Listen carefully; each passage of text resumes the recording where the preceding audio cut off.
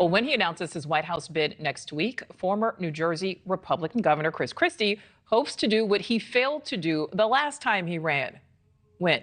The 2016 candidate has hinted for weeks now at another presidential run. A one-time critic turned ally of former President Trump, Christie is now, again, one of Trump's most vocal GOP critics. A former U.S. attorney, the Republican served 8 years as governor of New Jersey. In 2012, he received bipartisan praise for his handling of Superstorm Sandy.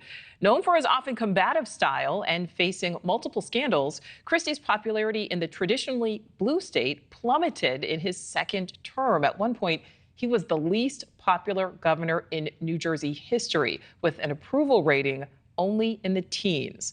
So what does all of this mean now that he's set to enter the growing 2024 Republican field next Tuesday in New Hampshire?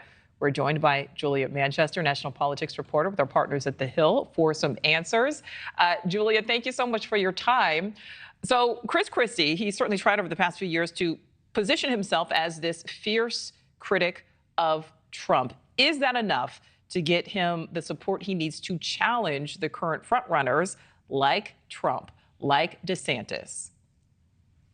Well, Nichole, if you look at the polls, it does not appear to be enough, because it appears that Republican primary voters want Trump. He is the nominee. He is the leading, I guess, in the Republican primary polls, and does appear to be on track to leading for quite some time now. Now, that could change considering we're so far out from the Iowa caucuses and the New Hampshire primary, and there's a lot of other, campaigning that has to take place in the meantime. But look, what Chris Christie is trying to do here is carve out a lane for himself, make himself, in a way, the anti-Trump candidate. It's interesting when you think back to Christie's presidential launch in 2015 and his run in 2016, you saw that he ran on sort of a similar platform to what Donald Trump ran on, like telling it like it is, for example.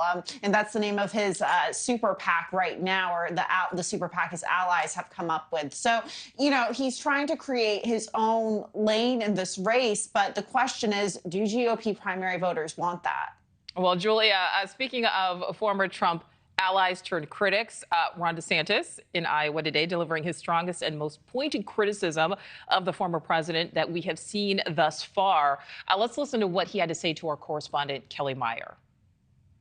We won the biggest election landslide that Florida Republicans have ever won. And did he ever say anything like, "Attaboy, good job"? No, he attacked me 3 days before the midterm election. And then he started attacking after that. And so I'm just thinking to myself, you're a Florida resident. If I saw an election landslide where we swept every statewide office, super majorities in the legislature, elect 29 conservative school board members, as a Florida resident, I would be cheering for that. If you put the mission first, you would definitely be cheering for that. All right, so no surprise here. I mean, they're all vying for the same spot, but the governor there saying that he will punch back at the former president's attacks, something he has certainly avoided doing until now. Until now, he's pretty much just ignored the former president. Julia, do you think that strategy will pay off, or is he instead going to potentially turn away some of those undecided GOP voters?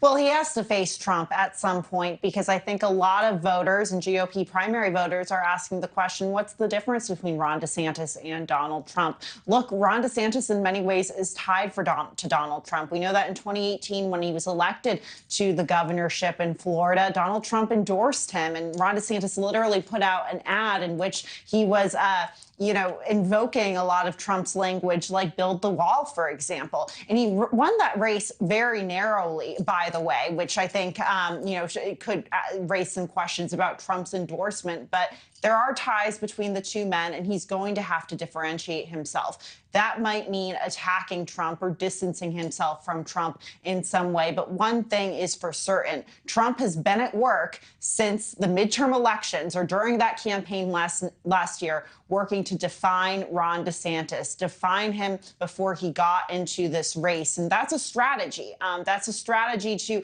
paint his description of Ron DeSantis to the voters that they'll both be competing for. We'll see if it works. But for many GOP primary voters, voters, it seems that Ron DeSantis has Donald Trump has very much defined Ron DeSantis for the moment. All right, well, thank you for watching. Go to newsnationnow.com to find News Nation on your television provider. And don't forget to click the red subscribe button below to get more of News Nation's fact-driven, unbiased coverage.